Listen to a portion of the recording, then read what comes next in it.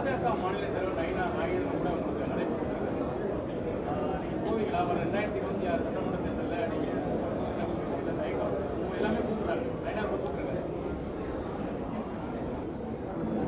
ஒரு கட்சி தன்னோட கூட்டணிக்கு வரணும், தங்களோடன்னு எதிர்பார்த்து அழைக்கிறது வந்து இயல்பு தான். இது இன்னைக்கு நேற்று இல்லை, நீண்ட காலமாக அழைப்பாங்க. உங்களுக்கு தெரியும் என்னுடைய நிலைப்பாடு, அது ஒரே நிலைப்பாடு தான். அதை திரும்ப திரும்ப சொல்கிறதுக்கு அது ரொம்ப இதாக இருக்குது. அதையே திரும்ப திரும்ப பதிவு செய்ய வேண்டியது இருக்குது.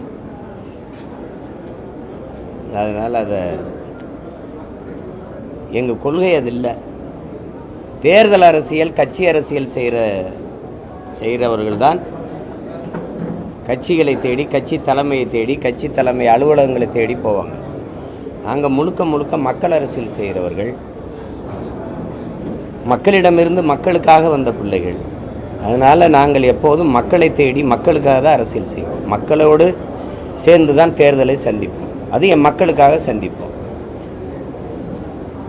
அது தொடர்ச்சியாக 4 முறை முதன்மை தேர்தல், 2 சட்டமன்றம், 2 பாராளுமன்றத்தை எதிர்கொண்டிருக்கோம்.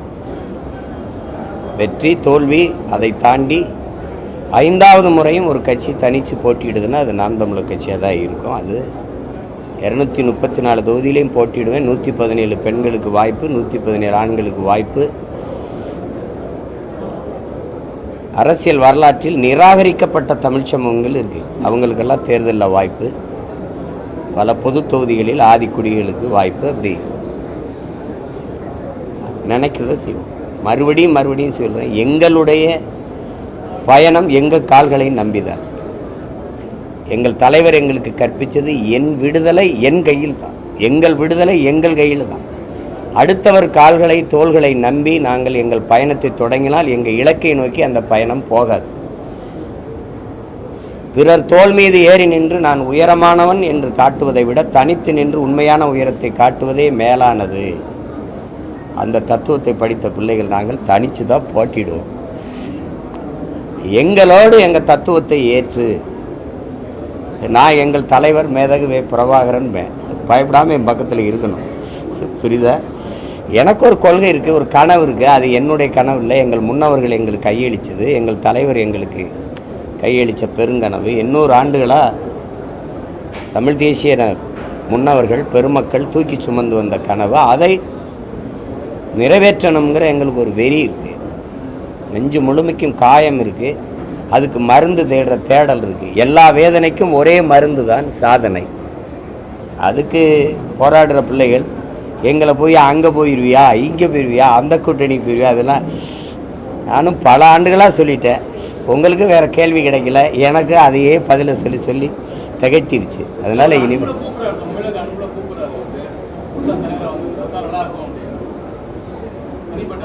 யார் கூப்பிடல, எல்லாரும் தான் கூப்பிடுவாங்க. அது அழைக்கிறாங்க, அதுக்கு நன்றி. அழைக்கிறாங்க, நன்றி. அது எல்லாரும் தான் அழைப்பாங்க. அதில் இது எங்கள் நிலைப்பாடு.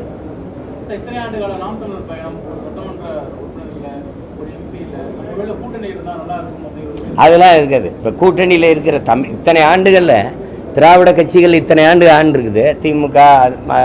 அதிமுக மாதிரி இந்த நாம் தமிழர் கட்சி தமிழ் தேசிய அரசியல் வளருது, எழுச்சி வருது அப்படின்னு இங்கே ஒருத்தர் இல்லை அப்படின்னா, இத்தனை ஆண்டு கழித்து தமிழில் அரசாணை வெளியிடப்படும் அப்படின்னு ஏன் வருது? இந்த நேத்தான் கட்சி ஆரம்பித்து ஆட்சிக்கு வந்திருக்காங்களா? இந்த 4.5 ஆண்டுகளில் ஏன் தமிழில் அரசாணை வரல? ஏன்னா அவன் வளர்றான், அந்த அரசியலின் தேவை அதிகமாகுது.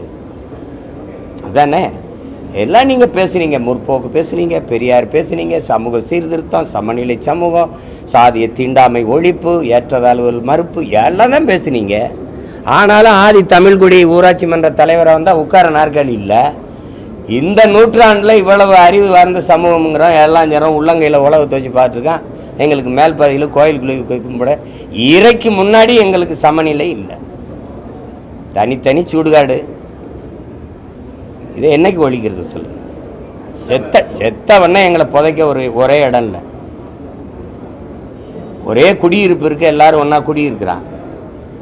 ஆனால் செத்தவண்ணா பணத்தை புதைக்க தனித்தனியாக வச்சுக்கிறேன். இந்த நிலையை ஒழித்தது இந்த இனத்திலே எங்கள் தலைவன் தான். ஈழத்தில் இந்த நிலையை மாற்றி காட்டினார். என்ன மேல் பாதையில் என்னது சொல்லுங்க? எங்கள் தாத்தா முத்துராமலிங்க தேவர் சொல்கிறாரு, உண்கிறகை உயர்ந்தது உழைக்கிறகை தாழ்ந்தது என்கிற எண்ணம் எவருக்கும் வரக்கூடாது. இறைவனுக்கு முன்பு இரு கரமும் குவித்து தான் நம் வணங்குறோம். அந்த எண்ணம் எல்லோருக்கும் இருக்கணும். மனிதனில் உயர்ந்தவன் தாழ்ந்தவன் என்ற பாகுபாடு இருக்கக்கூடாது. இது அண்ணல் அம்பேத்கரில் இருந்து மிகப்பெரிய தத்துவ பேரறிஞரெல்லாம் நமக்கு போதிச்சு பாடி சித்தர்கள், யோகிகள், ஞானிகள், வள்ளுவ பெருமகனார், அவ்வை மூதாட்டி, சிவாக்கிய சித்தர் எல்லாரும் தான் பாடினாங்க. பாரதி பாடினா, பாரதிதாசன் பாடினா. பயன் என்ன இருக்கு? பயன் என்ன இருக்கு? கோயிலில் ஒன்றா போய் உட்காந்து சாமி கும்பிட முடியல. இவ்வளோ பெரிய அதிகாரம் வேடிக்கை பார்த்துருக்கு, பூட்டிட்டு போகுது. ஆனால் வெளியில் வந்து பயங்கரமாக முற்போக்குங்குது, சீர்திருத்தம்ங்குது. அங்கே பள்ளிக்கூடத்துக்கு போகிற புள்ள புத்தகத்தோட போகாமல் கத்தியோட போய் குத்திக்கிட்டு இருக்கான். சிந்தனை என்பதே சமூகத்தின் விளைச்சல். அப்போ எப்படிப்பட்ட சமூகத்தை? இந்த நிலை மாறும்னா இன்னொரு தலைமுறை சரியாகி வந்து இதை மாற்றும் நினச்சா அடுத்த தலைமுறை அந்த பிஞ்சு நெஞ்சுக்குள் இந்த நஞ்சு விழுந்தது எப்படி? கத்தி எடுத்து குத்தி ரத்தம் பார்க்குற கொடிய மனநிலை அந்த பிஞ்சு நெஞ்சுக்குள்ள எப்படி வருது? அப்போ கல்வி எதை போதிக்குது? அவன் வாழுகிற சமூகம், அதை சுற்று அந்த சூழ்நிலை எப்படி அவனை உருவாக்கியிருக்கு? அந்த துணிவு எப்படி வருது? கத்தி எடுத்துகிட்டு போய் தன்னை வயதொத்த சக மாணவனை வெட்டிடலாங்கிறத எப்படி வருது? எவ்வளவு நடுக்கமும் பயமும் வருது பாருங்க. ஒரு தலைமுறை எப்படி தயாராகி வருது பாருங்க. எல்லா பள்ளிக்கூடங்கள், கல்லூரி வளாகங்கள்லையும் எல்லா வழிபாட்டு தலங்கள்லையும் போதைப் பொருள் இருக்குது. கஞ்சா, சாக்லேட் விற்கிது, மிட்டாய் விற்கிது. திரவம் அது மட்டும் இல்லை, எல்லா வழியிலையும் போதை இருக்கு. இப்போ இது ஒரு குற்ற சமூகத்தை திட்டமிட்டு உருவாக்குது. இந்த அரசு அதை பற்றி கவலையும் படுறதில்ல, ஒன்றும் படுறதில்ல. சட்டம் இருக்குது, அதில் ஒழுங்கு இருக்கா? சட்டம் ஒழுங்கு சட்டம் இருக்குது, அதில் ஒழுங்கு இருக்கா? ஏதாவது ஒரு கேள்விக்கு பதிலாவது சொல்கிறாங்களா? சொல்லு. தம்பி ஆம்ஸ்ட்ராங் கொலையில் 3 பேரை சுட்டு கொன்னீங்களே, ஏன் கொன்னீங்கன்னு கேட்டால் அதுக்கு பதில் சொல்லணும்ல. ஏன் கொன்னீங்க? 63 பேர் சாராயங்காய்ச்சி செத்து போயிட்டாங்க, கள்ளச்சாராயங்காய்ச்சி. அவர் திருப்பி 90 நாளில் பிணையில் வந்து மறுபடியும் சாராயங்காய்ச்சிறாரு. எந்த துணிவில் காய்ச்சிறாரு? ஒன்றும் செய்யாது. ஏன்னா அரசு எல்லா பாதுகாப்பையும் அதிகாரம் கொடுக்குது. நீங்கள் செஞ்சிட முடியுமா? அப்படி யாராவது செஞ்சிட முடியுமா? அந்த துணிவு எப்படி வருது? அதிகாரத்தில் இருக்க அவங்க அதிகபட்ச நடவடிக்கை என்ன? அங்கே இருக்கிற மாவட்ட ஆட்சியரை பணியிட மாற்றுவாங்க, காவல்துறை அதிகாரியை, மாவட்ட காவல்துறை அதிகாரியை பணியிட மாற்றுவாங்க. அதுதான் எல்லா குற்றங்களுக்கும். மயிலாடுதுறையில் கள்ளச்சாராயம் விற்கிறாங்க, அது கோயிலுக்கு பக்கத்திலே விற்கிறாங்கன்னு படிச்சுக்கிட்டு இருக்க 2 பிள்ளைகள். அதில் ஒரு பிள்ளை என் கட்சி, எங்களுடைய பிள்ளை. 2 பேரையும் வெட்டியே கொண்டுட்டான். என்ன நடவடிக்கை இருந்திருக்கு? அதே தான் அந்த மாவட்ட ஆட்சியர் மாற்றம், அந்த காவல்துறை அதிகாரி மாற்றம். அரசுக்கு எந்த பொறுப்பும் இல்லை, அதுக்கு எதுவுமே தெரியாது. அரசுக்கு எதுவுமே தெரியாது. பாவம் அங்கே இருக்க காவல்துறை அதிகாரி, அந்த மாவட்ட ஆட்சியர்கள் தான் எல்லா தவறையுமே. ஏன்னா அவங்க தான் ஊழல் போட்டு சாராயம் காய்ச்சி வீங்கன்னு சொல்கிறது எல்லாம் அவங்க தான். இது அப்படி ஒரு அமைப்பு இருக்குது. இது என்ன பண்ணு? இதெல்லாம் நான் இல்லை, நீங்கள் இல்லை, இந்த நாட்டில் பிறந்த ஒவ்வொருத்தனும் வெக்கி தலைகுனியன். இதுக்கெல்லாம் இந்த நூற்றாண்டில் ஒரு கோயில் இறைவனுக்கு முன்னாடி ஒரு விரும்பிய சாமியை ஒன்றா நின்று கும்பிட முடியல. அவ்வளவு சாதிய தீண்டாமையும் அவ்வளவு ஒரு இது இருக்குது. ஒரு என்னை போல எலும்பு, நரம்பு, ரத்தம், சதை, பசி, உறக்கம், கனவு, கண்ணீர் எல்லாம் கொண்ட சக மனிதனை நான் என்னிலும் தாழ்ந்தவன், நான் அவனிலும் உயர்ந்தவன் என்று தாழ்த்தி வீழ்த்தி சுகம் காண்கிற ஒரு மனநிலை என்பது மன நோயை தவிர வேற என்னவா இருக்க முடியும்? என்னவா இருக்க முடியும்? பிறப்பின் அடிப்படையில் எத்தனை காலம் இருக்கு பாருங்க. பிறப்பின் அடிப்படையில் உயர்ந்தவன் தாழ்ந்தவன் என்ற பேதம் பாராட்டுகிற அந்த கோட்பாட்டை நொறுக்காம நீங்க என்ன சாதிக்க போறீங்க? பிறப்பு ஒக்கும் எல்லா உயிருக்கும்னு பாடி எத்தனை ஆயிரம் ஆண்டுகள் ஆயிடுச்சு.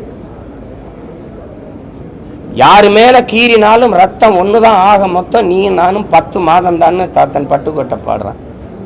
எவ்வளவு பேர் இருட்டறையில் உள்ளதடா உலகம், சாதி இருக்கின்றது என்பானும் இருக்கின்றானேங்கிறார் புரட்சி பாவலர். சாதிகள் இல்லையடி பாப்பாங்கிற அவன் என்ன எதுக்கு சொல்றான்? அடுத்த தலைமுறை பிள்ளைகளுக்காவது அந்த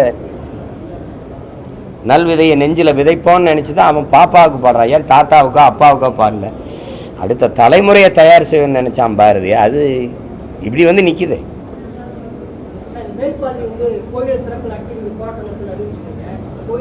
அது நான் சொன்ன கோயில் நுழைவு போராட்டம் செய்வேங்கிறதுக்காக தான் அவங்க அறிவிச்சாங்க. ஒரு அரசு இவ்வளவு வலிமை பெற்ற இதை விட கொடுமை. பேச்சுவார்த்தை செய்யறதுக்கு என்ன இருக்குது இங்கே? இப்போ இந்த ஆட்சி, ஆமாம் போவேன், அது என்ன, இந்த ஆட்சியாளர்களை பற்றி பார்த்தீங்கன்னா, இந்த திராவிட ஆட்சி எப்பவுமே ஓட்டை குறி வைக்கும். நாட்டை பற்றி கவலைப்படாது, மக்களை பற்றி கவலைப்படாது. இப்போ இங்கே இதை பண்ணால் இந்த சாதி ஓட்டு போயிடும், இங்கே போனால் இந்த சாதி ஓட்டு போயிடும். அதே தான் வேங்கை வாசல்லையும் அதே தான் பண்ணிச்சு. இப்போ நாகப்பட்டினத்தில் வந்து ஒரு உயர் சாதி சுடுகாட்டு வழியே தாழ்ந்த சாதிக்கார ஒரு மகன் இறந்துட்டார். அந்த சுடுகாட்டு வழியே அவர் உடலை எடுத்துகிட்டு போக விடலை. அது ரொம்ப கலவரமாச்சு. அப்போ மாவட்ட ஆட்சியர் போய் மாற்று பாதை தாரேன் அதில் கொண்டு போங்கன்னு தான் சொன்னார். வெளியே போங்க, யார் தடுக்கிறான்னு பார்ப்போம்னு சொல்லு. அப்போ அரசே தீண்டாமை வச்சிருக்குது. இது நினச்சா என்ன பண்ணிட முடியும் சொல்லுங்க? வாக்கு செலுத்துறதுக்கு துணை இராணுவ படையை கொண்டாந்து வச்சுக்கிட்டு, காவல்துறை வச்சுக்கிட்டு எங்களை பாதுகாப்பாக வாக்கு செலுத்த வைக்கிற நீங்கள் எங்களை பாதுகாப்பாக வழிபட வைக்க முடியாத? அப்போ எதுக்கு தான் இந்த அதிகாரம் இருக்கு? எதுக்கு தான் அதிகாரம் இருக்கு? எதுக்கு பேசுறீங்க நீங்க? பெரியார் சமூக சீர்திருத்தம் செஞ்சு விட்டாரு, சாதியை ஒழிச்சு விட்டாரு, முற்போக்கு எல்லாம் பேசுனீங்க. எங்க இருக்குது இது? ஒரு கோயில் வெளியில தெரியுது, எத்தனை கோயில் இப்படி பூட்டி கிடக்கு? சும்மா இது ஒரு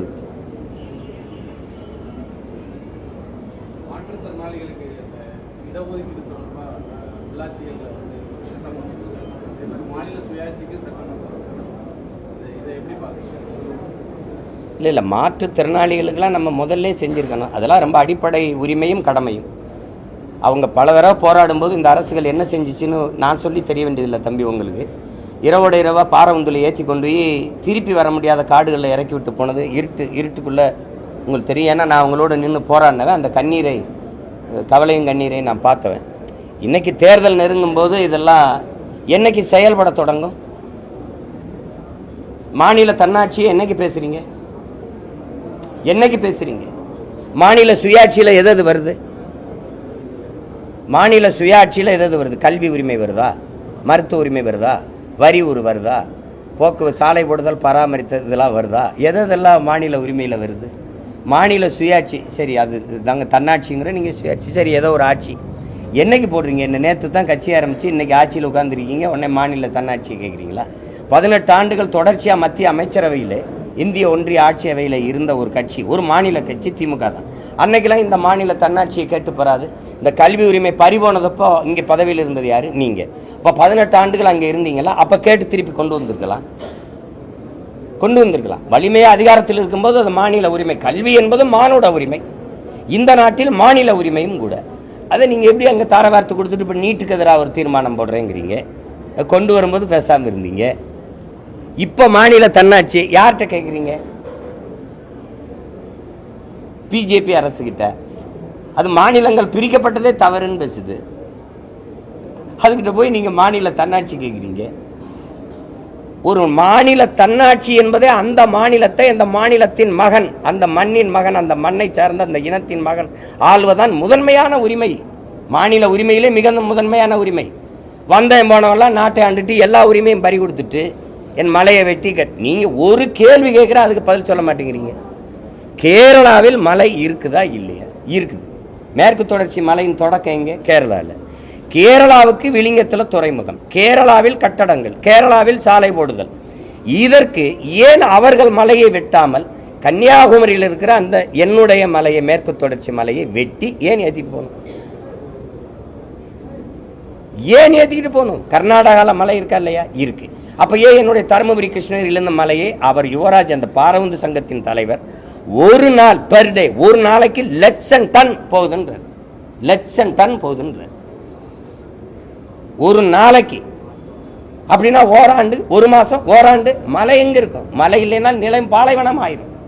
மழை இல்லாத நிலம் பாலைவனம் தெரியாதா? எந்த அதிகாரத்தில் இந்த மலை அரையங்களை நீங்க வளர்க்க முடியும்? ஒரு அடிப்படை அறிவு தானே இது.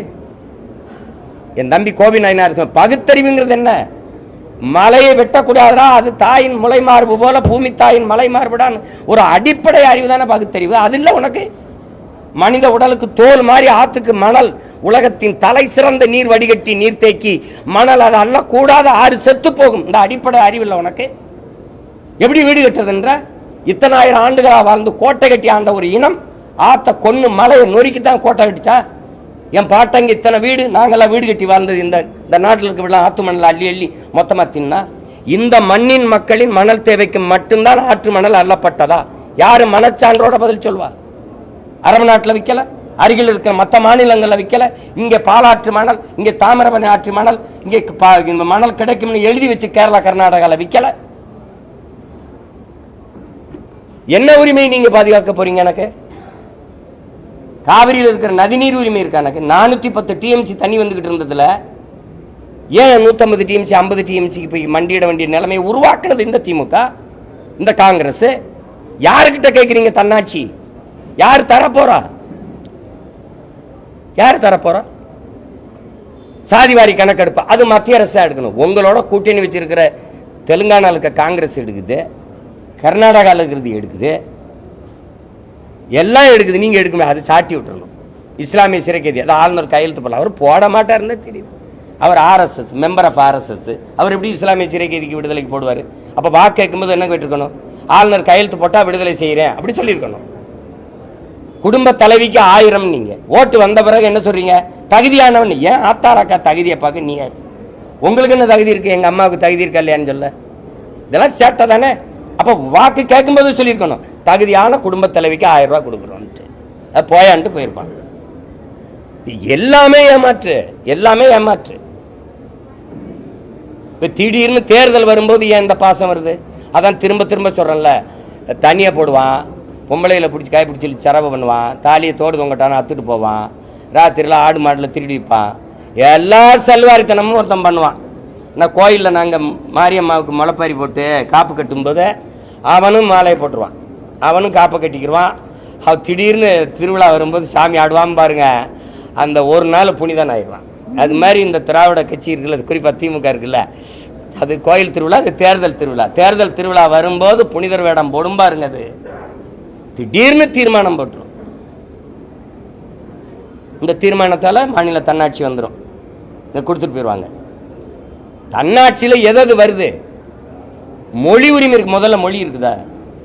என் தாய்மொழியில் படிக்க உரிமை இருக்கா? படித்தா அதுக்கு வேலை கிடைக்குமா? அதை கொடுத்துருக்கீங்கள?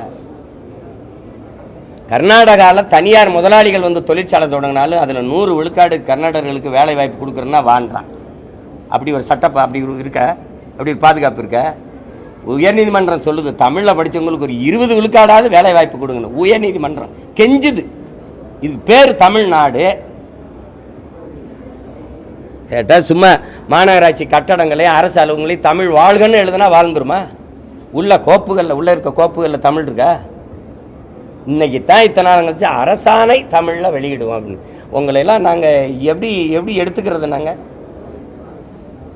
எங்களுக்கு இந்த கச்சத்தீவு பறி போனது, காவிரி நதிநீர் போனது, அதெல்லாம் விட பெரிய வருத்தம் இருக்கு. எங்களை நீங்கள் இந்த பங்காளீஸ்வரம் மாதிரி எங்களை வச்சு காமெடி பண்ணல வரல. அது மாதிரி எங்களெல்லாம் ஒரு அறவேக்காட்டு பயமக்க, அரசியல் தெளிவு அறிவு இல்லை, சுத்தமாக அறிவில்லாத மக்கள், அரசியல் தெளிவோ புரிதலோ இல்லாத ஒரு கூட்டம் நினச்சிக்கிட்டு இப்போ வந்து கச்சத்தீவை மீட்க தீர்மானம்ங்கிறது, இப்போ வந்து இது மாநில தன்னாட்சிக்கு தீர்மானம்ங்கிறது, எங்களெல்லாம் என்னவா நீங்கள் கருதிக்கிட்டு வேலை செய்கிறீங்க? என்னது எப்படி நினைச்சிருக்கீங்க? எங்களை சுத்த பைத்துக்கார மக்கவங்க. அதை ஏதோ பேசுனா அதை நாங்கள் அதை தேர்தல் நேரத்தில் பேசணும்ல. கச்சத்தீவை மீட்பிற்கு தீர்மானம், மாநில தன்னாட்சிக்கு தீர்மானம், அது நீட்டு தேர்வுக்கு எதிரான தீர்மானம். படிக்கணும்ல. அதையும் விட அப்படி மனசுல இருந்து சொல்ல தெரியாது, பார்த்தா படிக்கணும். நீங்க போட்ட தீர்மானம் தாங்க அப்படி நெஞ்சில் வச்சு சொல்லுங்க. அது எப்படி? ஒரு தலைவனுக்கு உள்ளத்திலிருந்து வரணும் வார்த்தைகள். மக்களின் பிரச்சனை மனசிலிருந்து வரணும், உதட்டில இருந்து வந்து மக்களுக்கு என்ன பிரச்சனைன்னு பார்த்து படிக்கிற எப்படி தலைவனா இருக்க முடியும்? அப்புறம் வந்து திடீர்னு உங்களுக்கெல்லாம் என்ன பிரச்சனைன்னு நாங்க ஒரே கும்பிட, ஐயா 65 வருஷமா நீங்க தாயா பிரச்சனை, எங்களுக்கு வேற எந்த பிரச்சனையும் கிடையாது. பிரச்சனையே இவங்க தான், இவர்கள் ஆட்சி முறை. இதுல இருந்து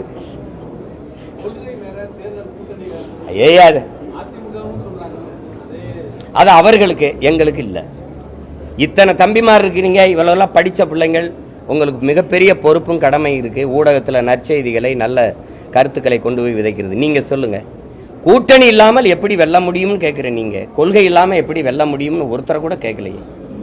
கொள்கை முக்கியமா கூட்டணி முக்கியமா? கூடி கொள்ளையடிச்சா கூடி கொலை செஞ்சா சரின்னு ஏற்கிறீங்களா? உலகத்தில் நீங்கள் சொல்லுங்கள், நெருப்பை எப்படி நெருப்பை வச்சு அணைப்பீங்க? நெருப்பை தண்ணீர் வச்சு தானே அணைக்கணும், அப்படித்தானே? தீமையை எப்படி தீமையை வச்சு ஒழிப்பீங்க? நீங்கள் உலகத்தில் இருக்க எல்லா சித்தாந்தங்களும் எடுத்துக்க. இறைமகன் இயேசுகிட்ட எடுப்போங்க, இறை தூதர் நபிகள் நாயத்திட்ட போங்க, இல்லை பகவான் கிருஷ்ண பரமாத்மாட்ட போங்க, இல்லை சித்தர்கள் ஞானிகள் யோகியிட்ட போங்க. தீமையை நன்மையை வச்சுத்தான் ஒழிக்க முடியும். அதுதான் எல்லா ஞானிகளும் மேதைகளும் நமக்கு கற்பிச்சது. தீமைக்கு மாற்று எப்படி இன்னொரு தீமை? சரி, திமுக அதிமுகவோட போயிடுறோம். ஊழலாம் லஞ்சத்தை ஒழிக்கணும். எப்படி ஒழிப்பியா? மது ஒழிக்கணும். இங்கே மது இருக்குதா இல்லையா? அவன் 65 ரூபா கமிஷன் வாங்கினா கூட 25 ரூபா போட்டு வாங்குவான ஒழிய ஏதாவது இருக்குன்னு சொல்லு. இல்லை எதில் மாறுதல் சொல்லுங்க. இந்த கொடியில் அண்ணா இருக்காரு, அங்கே இல்லை, அவ்வளோதான். பார்ட்டி செஞ்சிருக்கு, பாலிசி செஞ்சிருக்கா சொல்லுங்க தம்பி. நாங்கள் வந்தது தெளிவாகிக்கிறணும். ஒவ்வொரு தடவை இந்த கேள்வி எழுப்பக்கூடாது. ஆள் மாற்றம் ஆட்சி மாற்றத்துக்கு வரலை. நாங்கள் அடிப்படை அமைப்பு அரசியல் மாற்றத்திற்கு வந்த புரட்சியவாதிகள், கட்டிய கட்டடத்திற்கு வெள்ளையடிக்க வந்த சீர்திருத்தவாதிகள் அல்ல. இந்த கட்டடத்தை தகர்த்து விட்டு புத்தம் புதிதாக ஒரு மாற்று கட்டடத்தை கட்ட வந்தவர்கள். அதைத்தான் இளைய புரட்சியாளன் பகத்சிங்களுக்கு கற்பிச்சிருக்கான். வெளிப்படையாகவே அநீதிகளால் கட்டமைக்கப்பட்ட சமூகத்தை தகர்த்து முற்றுமுழுதாக புதிய ஒரு சமூகத்தை படைப்பதற்கு பெயர்தான் புரட்சிங்கிறான். அதை செய்ய வந்த பிள்ளைகள். நீங்கள் இந்த மது, மதம், சாதி, போதை, இந்த ஏழ், பசி, வறுமை, பட்டினி, ஊழல், லஞ்சம், கொலை, கொள்ளை, அடக்குமுறை, இதெல்லாம் இல்லாத ஒரு தேசம் படைக்கணும்னா அது புரட்சியால் மட்டும்தான் முடியும். அந்த மகத்தான மக்கள் புரட்சிக்கான பணியை தொடர்ந்து நாங்கள் செஞ்சுக்கிட்டு இருக்கோம். அதில் போய் நீங்கள் அண்ணா அவரோட சேர்ந்துருக்கணும், இவரோட சேர்ந்துருக்கணும். உங்களுக்கெல்லாம் என்ன ஒன்னாப்தி பார்ட்டியாக்கி என்னையும் ஜோலியை முடிச்சு விட்டுறணும் தான் நீங்களும் 10-12 வருஷமாக ஆசைப்படுறீங்க. நானும் சிக்காமல் ஓடிட்டுறேன். நான் என்ன இங்கே இருக்க ஐயா கருணாநிதி, அம்மையார் ஜெயலலிதா இவங்களை பார்த்து அரசியல் செய்ய வந்த பையன் நினச்சிருக்கீங்களா? அப்படி ஆள் நினச்சிருக்கீங்களா? உலக நாடுகள்லாம் எதிர்த்த போதும் ஒரு ஆளாக நின்று சண்டை செஞ்ச தலைவனின் பிள்ளை நாங்கள். விடுங்க, அதெல்லாம் எனக்கு ஒன்றும் இல்லை. அது கூட்டணி வச்சு 10 சீட்டு வென்றுட்டேன். வென்று போய் என்ன பண்ணுவேன்? இதை வென்று போய் இன்னும் எங்கள் முன்னவர்கள் என்ன செஞ்சுட்டாங்க? ஏதாவது பேசுவாங்க, அவை குறிப்பிலேருந்து நீக்குங்கம்பாங்க. அதுக்கு வெளியிலேருந்தே பேசிடலாம். மக்கள் மன்றத்தில் பேசவே மகத்தான செய்திகள் கோடி இருக்கு. அங்கே போய் என்ன போய் சாணியை தட்டலாம்? என்ன இந்திய தேசத்தை ஏற்றுக்கொண்டு தமிழ் தேசியம் பேசுறது வந்து ஒரு நான்சென்ஸான அரசியல் சொல்லி திருமாவளவன் பேசுறாரு. சரி, தமிழ்நாடு கேட்கலாமே தவிர தமிழ் தேசியம் வந்து இந்திய தேசத்தை ஏற்றுக்கொண்ட ஒரு தமிழ் தேசிய அது வந்து எங்களுடைய அண்ணனுடைய கருத்து. பரவாயில்ல, அது எங்கள் அண்ணனுடைய கருத்து. அந்த கருத்தை நான் மதிக்கிறேன். ஆனால் அதை ஏற்கலை. விட்டுருங்க, வேறு ஏதாவது பேசு. நான் பேசுகிற அரசியல் இருக்குல்ல, நாங்கள் செஞ்சுக்கிட்டு இருக்க அரசியல் 2006, 2004, 5 காலகட்டங்களில் இதையெல்லாம் எனக்கு கற்பித்த பேராசான் யார் தெரியுங்களா? யார்? இப்போ கைகட்டியிருக்கல. இதே மாதிரி எங்கள் அண்ணன் அங்கே பேசிட்டு இருக்கும்போது முன்னாடி உட்கார்ந்துருந்த பையன்தான் நான். புரியுதா? அதனால் அதை விட்டுறணும். அந்த இடத்துக்கு போகக்கூடாது. எனக்கு வந்து நான் எதிரியை கருவில் இருக்கும்போதே குறிச்சிட்டேன், இவனை தான் நான் ஒழிக்கணும்ன்ட்டு. அப்புறம் இது உங்கள் அண்ணன் இப்படி பேசுகிறாரு, அவர் இப்படி அவர் பேசுகிறாரு. அது எங்கள் அண்ணன் கருத்து. சரி, அவ்வளோதான், விட்டு போயிடணும். வேறு ஏதாவது கேளுங்க.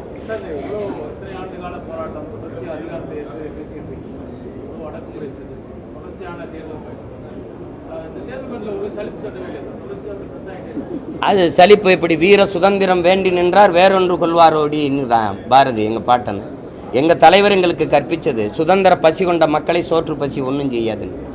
உயர்ந்த லட்சியமும் நோக்கமும் கொண்ட ஒருத்தனை வந்து இந்த தற்காலிக தோல்விகளோ இதெல்லாம் அடக்குமுறையோ ஒடுக்குமுறையோ சிறையோ வழக்கோ அதெல்லாம் ஒன்றும் செய்யாது. நாங்கள் வந்து நாங்கள் செய்கிறதெல்லாம் அதுன்னா, இப்போ மொழிக்காக வந்து உடம்புல நெருப்பை கொட்டி வெந்து செத்தவன், காவிரி நதிநீருக்காக என் தம்பி விக்னேஷ் செத்தான், 7 பேர் 3 அண்ணங்க விடுதலைக்காக என் தங்கச்சி செங்கொடி செத்தா, ஈழ படுகொலையை தடுக்க என் தம்பி முத்துக்குமார் செத்தான். என் தலைவனே சொன்னது. நாம் வந்து களத்தில் போராடுறோம், எதிரியோட சண்டை செய்கிறோம், அவன் ஒரு தோட்டா நெஞ்சில் பட்டா இறந்துடும், உடனே மரணம் நிகழ்ந்துருது. ஒருவேளை எதிரி கையில் சிக்கிட்டா நெஞ்சில் விஷக்குப்பி இருக்கு, கடித்தா அடுத்த நொடியில் மரணம் நிகழ்ந்துருது. ஆனால் அதை விட பெரிய வீரம் வந்து உடம்புல வெறி எண்ணெயை கொட்டிக்கிட்டு நெருப்பை பற்ற வச்சு சிறுக வெந்து உயிரை கொடுக்கறது இருக்குல்ல, அதான் ஆகப்பெரிய வீரம்னு. அந்த வீரம் தமிழ்நாட்டில் தான் இருந்ததுங்கிறாரு.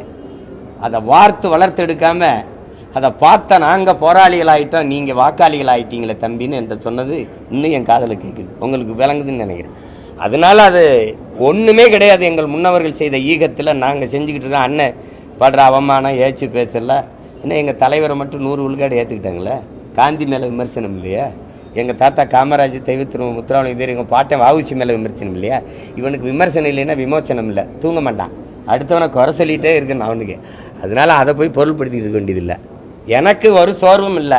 சோர்வு அடைகிற ஆள் மாதிரி இருக்கா? இல்லை அப்படி இருக்கா? இப்போ பாருங்க, மற்றவங்கெல்லாம் கூட்டணி போயிட்டு இருக்காங்க. நாங்கள் அடுத்த தேர்தலை எப்படி சந்திக்கிறதுன்னு கூட்டம் கூட்டமாக பேசி போயிட்டு இருக்கோம். 100 வேட்பாளருக்கு மேலே தேர்வு பண்ணி வச்சுருக்கேன். பாருங்க, 234 வந்து 134 பேர் இளைஞர்களுக்கு கொடுப்பேன். இவன் ஒரு வேட்பாளரான்னு ஒளி வாங்கி நீட்னான்னு வச்சுக்க, கொண்டே வருவான் அவனைய. அவ்வளோ பெரிய ஆளுகளாக வச்சுருக்கேன். சரிங்க, சும்மா அதெல்லாம் ஒரு 2 வாரத்துக்குள்ளே கடிதம் அது அனுப்புகிறேன்னு இருக்காங்க. நான் கேட்டிருக்கேன். அது சில திருத்தங்களை சொன்னாங்க. அதை திருப்பி இதை மாறுதல் செஞ்சு கொடுத்துருக்கேன். வந்துடும்.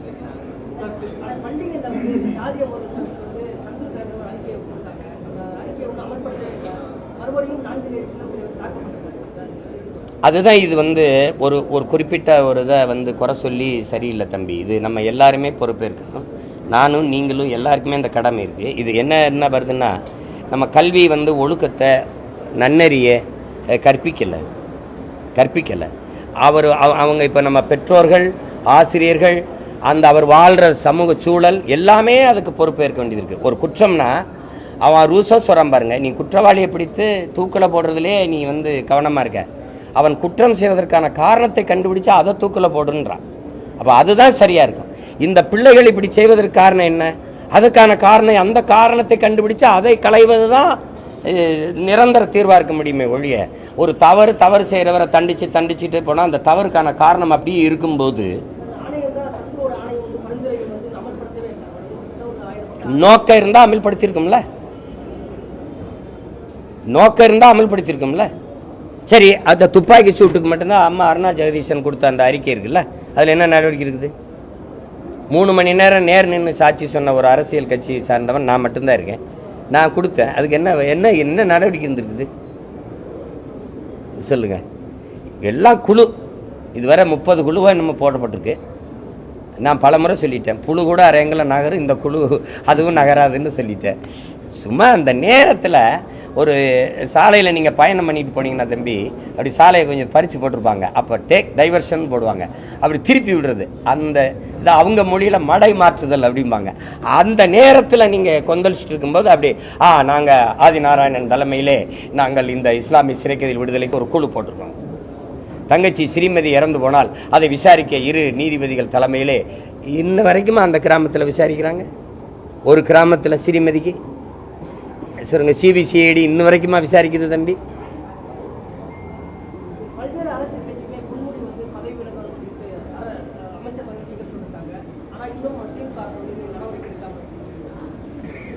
அது அந்த கட்சி தலைமை முடிவு செய்யணும். நான் அதெல்லாம் சொல்லலை. ஐயா அப்படி முதிர்ந்த மூத்த தலைவர், அதில் ஒரு பேராசிரியராக இருந்தவர், அது பல மாணவர்களை உருவாக்கியவருங்கிறாங்க. ரெண்டாவது அவர் இருக்கிற உயரத்திற்கு அந்த பேச்சு கண்ணியமாக இல்லை. அதை தவிர்த்திருக்கலாம். நீங்கள் அது அந்த அவ்வளோ பெரிய தலைவருக்கு அது அழகு இல்லை. அதுக்கு மேலே கட்சியில் நீங்கள் அதெல்லாம் நாம் முடிவு எடுக்க முடியாதுல்ல. அது இல்லை, என் கட்சி இல்லை.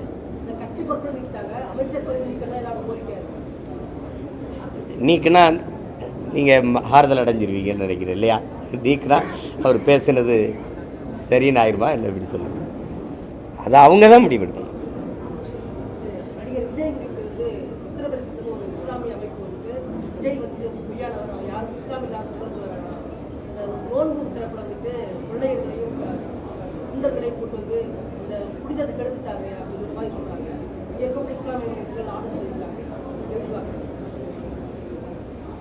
அவ்வளோ தூரம் போகணுமா? எனக்கு தம்பியை பற்றி தெரியும். ஸோ அது மாதிரிலாம் உள்நோக்க வச்சுக்கிட்டு செய்கிற ஆள் கிடையாது. ஒரு யதார்த்தமான ஆள். அது தொழுகைக்கு அதை வந்து நீங்கள் இஃப்தார் விருந்தில் கலந்துக்கிறங்க நோன்பு திறப்பில் அப்படின்னா அது கூப்பிட்ருப்பாங்க, போயிருப்பாங்க. அதில் போய் இவ்வளோ தூரம் பீகார்லேருந்து பஞ்சாப்லேருந்து பாகிஸ்தான்லேருந்துலாம் வந்துட்டு அறிக்கை விட்டுக்கிட்டு இருக்காங்கல்ல, அதெல்லாம் ரொம்ப வேடிக்கையாக இருக்குது. அது விஜயை பற்றி உங்களுக்கு தெரியாதா? சொல்லுங்கள், தெரியுமா தெரியாதா? ஏன்னா இதெல்லாம் இது சும்மா ஏதோ சொல்லணும் பேசணுங்கிறதுக்காக பேசுகிறதுக்கெல்லாம் நம்ம பதில் பேசிட்டு இருக்க வேண்டியதில்லை. எனக்கு தனிப்பட்ட முறையில் தம்பியை தெரியும். அதெல்லாம் சும்மா பேசுவாங்க, அவங்களுக்கு ஏதோ பேசணும், ஒரு கவனத்தை தன் பக்கம் இழுக்கணுங்கிறதுக்காக பேசுகிறது தான் இதெல்லாம். இப்படிலாம் பேசுனீங்கன்னா அடுத்த தடவை இஃப்தார் வந்து கூப்பிட்டா வருவார் அவர்? சொல்லுங்கள். இல்லைன்னா என்னை மாதிரி இருந்துடணும். எனக்கு நிறைய சொந்தக்காரங்க இருக்காங்க, பூரா எனக்கு பூரா சொந்தம் பூரா இஸ்லாத்தில். மச்சான் அப்படின்னு அனுப்பிடுங்க, மச்சான் சித்தப்பா அனுப்பிடுங்க, நான் வீட்டில் குடிச்சுக்கிறேன். அங்கே போய் இந்த ஒரு நாள் இஸ்லாமிய வேஷம் போட்டு கஞ்சியை குடிச்சிட்டு தொப்பியை மாட்டிட்டு வந்து அந்த நாடகம் வந்து எத்தனை நாளைக்கு நடத்துவீங்க? நான் என் மக்களினுடைய அவங்களுக்கு உறவானவன், உரிமைக்கு நிற்கிற உரிமைக்கானவன், அவங்களுக்கு அவங்க உணர்வுக்கானவன், உயிரானவன், அவ்வளவுதான். அந்த உணவுக்கானவன் இல்லை, உணவை கொடுத்தா சாப்பிடுவேன். அது சும்மா போட்டு அந்த நேரத்தில் இந்த வாக்குன்னு ஒன்று இல்லைன்னா நீ மதித்து போய் இஃப்தார் விருந்தில் குறிப்பிய. அது நெத்தியில் திருநீரோட தொப்பியை போட்ட ஆளுகள்லாம் இருக்குது, பார்த்துருக்கீங்களா? அதை நான் ரசிக்கலை. அது எல்லாரும் செய்கிறாங்க, அதனால் நானும் செய்யணும்னு ஒன்று விதி இல்லை. அதனால் நான் அதை தவிர்த்துக்கிறேன். அதுக்காக எனக்கு வந்து அது இல்லை, நீங்கள் போய் ஏன் பங்கேற்கீங்கலாம் விமர்சனம் இல்லை. அதான் அவங்க விருப்பம். நான் செய்கிறதுல யாரும் எங்கள் உறவினரும் நீ வந்ததையும் தீரணும்னு யாரும் என்னை கூப்பிட்றதும் இல்லை. உங்களுக்கு புரியுதுன்னு நினைக்கிறேன். அதனால் அதில் திரும்ப திரும்ப சொல்கிற இந்த மாதிரி குற்றச்சாட்டுகள்லாம் தம்பி விஜய் மேலே வைக்காதீங்க. அது நல்லா இல்லை. வேறு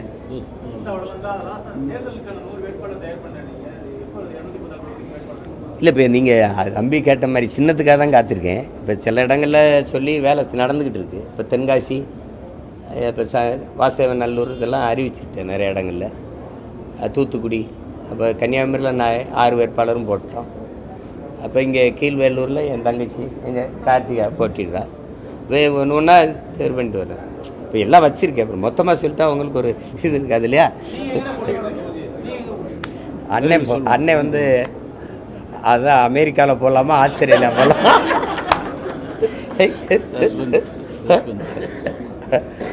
கார்த்தி இரு பொறுமையாக அண்ணன் சொல்லுவல்ல, நீ ஏன் இவ்வளவு இன்னும் கூட்டணியே முடிவாகலடா தம்பி, அதுக்குள்ளே நீ எங்கே நிற்கிற பரவாயில்ல? கொஞ்சம் இரு, கடைசியாக சொல்கிறேன். உனக்கே தெரிஞ்சிடும் அண்ணன் இந்த தொகுதியில் தான் எல்லாத்தையும் அறிவிச்சிட்டாரு, அப்போ இங்கே தான் போட போகிறார் போல் இருக்குன்னு நீயே கண்டுபிடிச்சிருவேன். கொஞ்சம் பொறு. வேற அவ்வளோதான். மிக்க நன்றி, மகிழ்ச்சி.